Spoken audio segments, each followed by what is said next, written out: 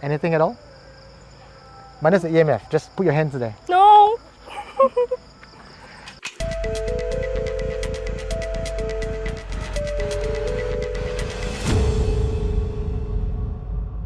Good evening, everyone. I'm Eugene. Welcome to Haunting History, where we explore the past, the present, and what's left behind by the scars of history. Some of you might recognize me from Supernatural Confessions, but for those who don't, I'm an avid collector of stories and confessions. And tonight, I'm excited to share some of those with you. I have a special guest with me here today this evening. Hi, my name is Syahirah. I work here at Viddsee, so I do communications and PR. So I'm going to be bringing you to this place called Kampung Wak Hassan, which is an old Malay village in Sembawang Park. It's best known for its historic trees that towers over the area, but now it's been a playground for all things paranormal. What I know Kampung Wak Hassan is definitely different from you. My dad used to grow up at Kampung Wak Hassan, and he will tell us about all his wonderful childhood stories, including when he gets shooed out of the masjid. The masjid is for prayers, not for playing. Well, the masjid still stands there today, and around that area is known for sightings such as the Pontianak, orang Bunian. Have you heard about anything like this before? The Pontianaks are called Kakak Cantik now. Oh, Kakak Yeah, Cantik. it's Such a wonderful sassified. name. Pontianak's pretty common. Pretty common. Yeah, a lot of Malay kids like to talk about that, Okay. For now, we have our trusty EMF, for which I'm going to let you have it, and perhaps you might be able to communicate with the spirits with that. It is believed that when a spirit is around, there'll be a spike in electromagnetic field, and this little device can pick it up. I guess there's none right now. But where we are going, this device might possibly pick up something that you don't intend to. If you're ready, let's go. Let's go. So, why I brought you here is because Sembawang Park, in this part of Sembawang Park, is known by many Singaporeans, especially the paranormal investigators, to be haunted. And many people who come here and have sightings. So are you ready to capture something tonight? Capturing sounds like we have to bring it back. Okay. Let's just investigate the area. Let's just observe and experience. Yes. Okay? Let's go. Let's go. I mean, this is one of the oldest kampong, and a lot of people have fond memories, even till today. Because it was only in 1994 that they finally tore it down, and by the late 80s, most of the villagers have already moved out. But many of them still do come back here to just reminisce the old time. Nostalgia. Nostalgia, that's right. But what many people do not know is that this area has become somewhat of a dumping ground for cursed items, rejected idols, and it is this very forest behind us where they would dump it.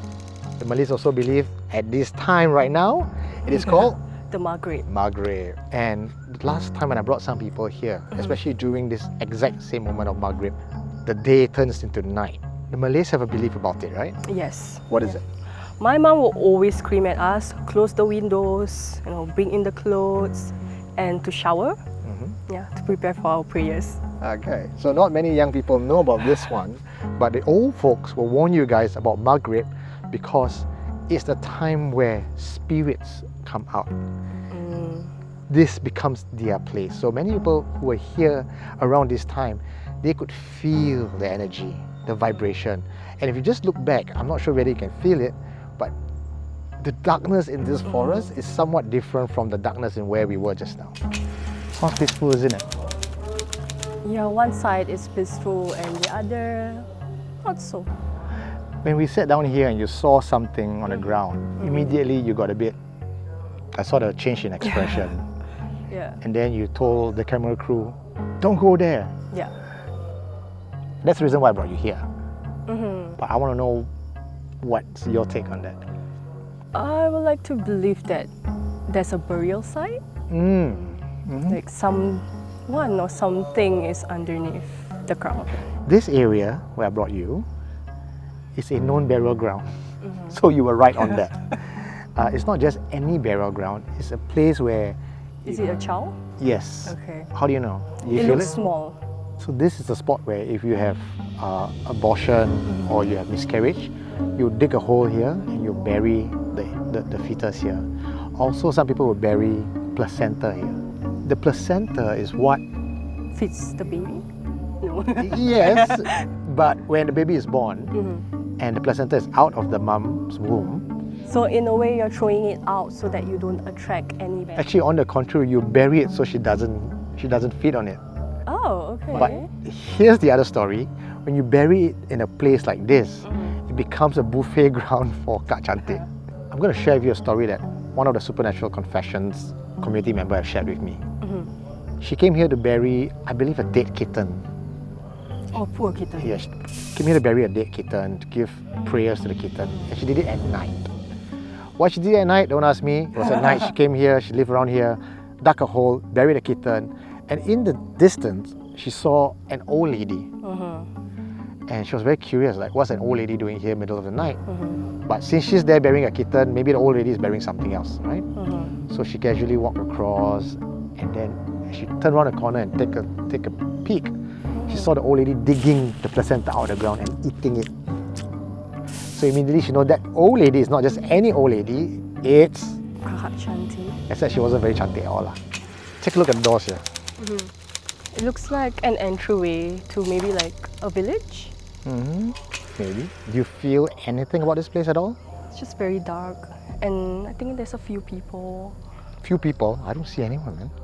Seriously? Yeah. Are you for real? It feels behind the door. Behind the door? Yeah.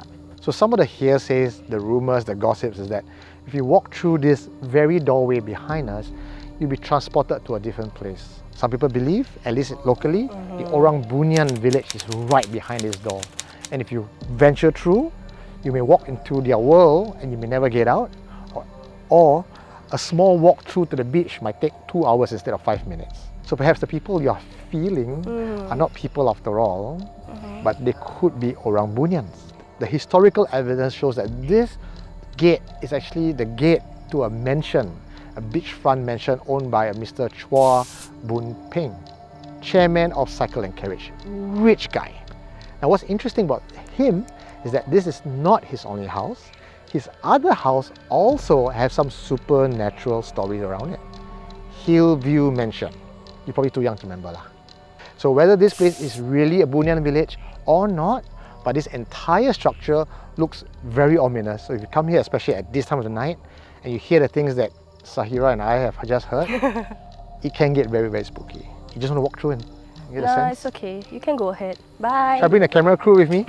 So what would be really cool sometimes at night for some paranormal groups is they will come in here and they will do their isolation. Isolation meaning they will sit down here alone in the dark and try to sense and call out the spirits. But we're not going to do that tonight. I brought you to this spot after sundown because I wanted you to feel the environment here. Where we are standing, we're surrounded by trees where people would leave and dump black magic objects around this place. Like what kind of? Cursed items. When someone's possessed, the dukun or the ustad will pull it out, the spirit out of the person, put it into a nail, and hammer it to this tree. Come on over. So, why don't you get close enough to this tree, put your EMF meter, put your hand on it, and tell me what you can see from this. Go closer lah. No.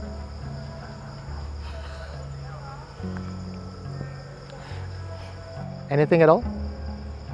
Minus the EMF, just put your hands there. No. Okay, I'm going to tell you a story, Syahirah. Come on back. So we were here one time, just a couple of years ago, and there was a nail on this tree, and one of my crew decided to pull out the nail, and immediately after pulling out the nail, dogs were barking, and there's an extremely foul smell that seemed to follow us around and then linger. And the person who pulled out that nail, something followed him back. That's cool. Do you know why I carry a lantern? Because it's dark. This is romantic, is it? Walk around in the dark like that? No, because we Singaporeans believe that you don't shine your torchlight in the dark areas, especially like this, because you will not know what you find, or you may offend the spirits. Yeah, when our producer did the amazing decision of shining the light, there was something flying. Yeah, which was the reason why my mood changed drastically. this entire area where we are standing right now is across the longkang, and not many people come here unless it's for a specific reason of burning things for the dead or trying to appease a very angry spirit. And the spirit apparently are trapped here in this circle. So what I want you to do, and I do this with all my guests, so don't feel like you're being the odd one out, is to sit here alone with this device and invite the spirits to come and communicate with you. Oh God. And I know you have the power to do that. Oh. Okay? Okay, let's do it. Come.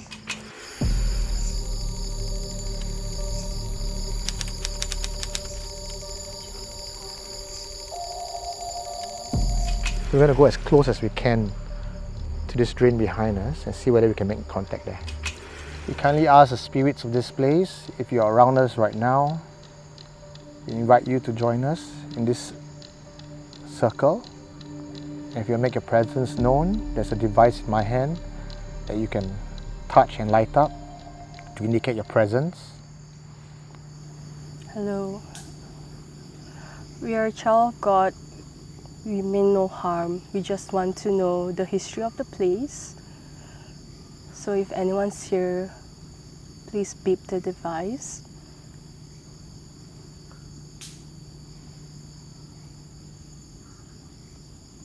I heard like footsteps. Footsteps, right? Yeah. There's some reluctance. Reluctance, yes. Yeah. I sense it too. I don't know if they're scared. Do you think they're scared? I feel a sense of curiosity around them. Do you have anything on you that is preventing them from coming here? Because I get the sense from... You didn't carry that just now? No, I was carrying this All the whole along? time. Yeah, the whole time. What is this? Walk us through this. Okay, this is the task base of prayer beads for religion. And I snuck in one of our books to the filming crew.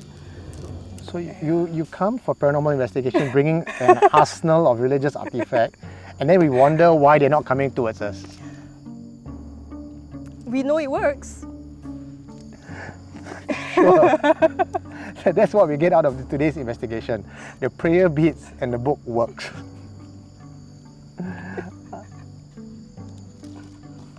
Producer come to chong kong your beats already. Now that we are back in the safety of our studio once again, I'm going to ask Syahirah how she felt about our little adventure. Interestingly, we both saw things, the same things. I remember that when I was telling you stories, you were not impressed, not scared, and I was saying tough crowd. Then as we got further into the evening, we both could feel the chill, right? And then when the Maghrib happened, the prayer started, I remember this scene where we both turned and I asked you what was it that you felt. And you said it was an old woman, and I said yes. Right there, you said yes. So that's a confirmation right there. What's the least favorite part of your trip? When you asked me to hold the tree, that tree was not great. You had a poker face throughout the entire trip. You were just like walking there and standing like, yeah, no, I don't feel anything, nothing's here. But now you're telling me you actually felt something from that tree. Yeah, like the hand that I was reaching out to the tree, I could feel that it was heating up. And it's strange, you know, like can't be one of your body hot and another one cold. And the temperature change is very drastic, right? Yes. Okay, so that tree is known to be extremely haunted because people would imprison spirits into that tree. So I think what you felt was pretty accurate. What are some of the things that you sensed? Because you felt a lot of things there that night. When we were at the gate there, yeah, I could felt that there were people behind the gate. And then when you went in, yeah, I was like, oh my God, he better come back because I really want to go home. Could you draw something out for me? It was like a person with like crazy hair. It's really going on with the hair. Yes, that was the most prominent feature. Couldn't really see the face, but the person wasn't pretty. Because if you want to put an age to her, maybe like 20s, 30s. Okay. Yeah. So it's a young girl with messy hair, ugly. Yeah, that's what it looks like. You know, she has really crazy hair, wrinkly, saggy skin, no mouth. Yeah, not the prettiest. She has no mouth, just eyebrows. Her eyes, she kind of looks sad, tired. And where was this? Where do you spot this?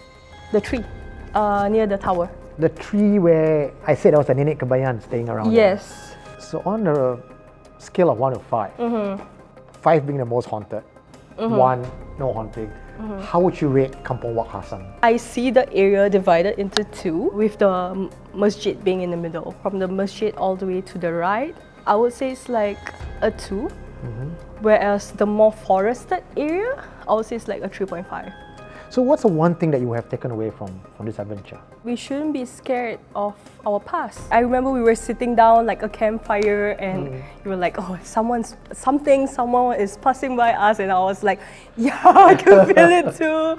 You know, they live among us. You know, we should not be scared of them. If you believe, you can acknowledge them. If you don't, then it's fine. Well, that's pretty good advice. Not to fear the unknown or fear the past, but to acknowledge their existence and live together, yeah? Yeah. Well, thank you, Syahirah, for coming on the show. Thanks for inviting me. And tune in next episode of Haunting History, where I bring another guest with me to another place in Singapore with a haunting dark past. You were quite a distance from me and there was no one at the back. And I got pushed. I just turned around and I was like, whoa, there's no one around. And I quickly just, okay, time to go front. Yeah, so I was walking along on my own and then she comes up, hey! I was like, oh, okay, hello. If you like this video and this drawing, please Like, comment, share, and subscribe. click it out. Bye!